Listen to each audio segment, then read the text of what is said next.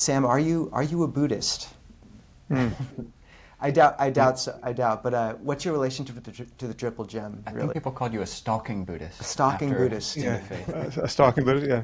Stalking horse, Well, stalking so horse. Yeah. I mean, the way I say this is that this is the way I said it in this recent lecture is that I don't consider myself a Buddhist, but you would know far more about the way I view the world by mistaking me for one than by knowing most other true facts about me, right? So I don't think it's true to say that I'm a Buddhist because I don't think Buddhism really has a monopoly on the wisdom of the Buddha, right? I mean, on some level, the Buddha wasn't teaching Buddhism or wasn't a Buddhist. And anyone who has realized these things in any depth, I mean, just recognized emptiness, say, must recognize that this is an insight about the human mind that's deeper than culture, right? It's deeper than any tradition, right? So it doesn't justify any kind of sectarian claims. I mean, you don't even have to be as highfalutin as emptiness or any real insights. Just the fact that thoughts or experience altogether is impermanent, right? Just being able to observe impermanence in one's life, right? That no experience lasts. There's just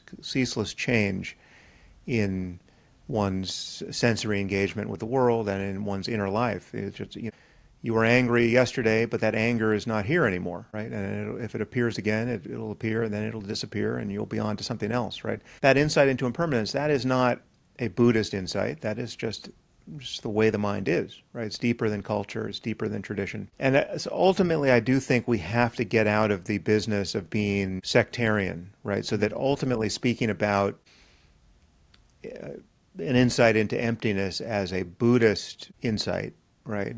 I think that's a little bit like talking about, physics as a Christian insight, because the Christians were the first people to really give us physics, right? And Isaac Newton was a Christian, a very devout and unpleasant one, apparently. So I just think, just as physics is deeper than Christianity or any culture that would make progress in it, I think spirituality and a real, a sane approach to ethics is deeper than any religious tradition, including Buddhism. So that's why I would tend not to call myself a Buddhist.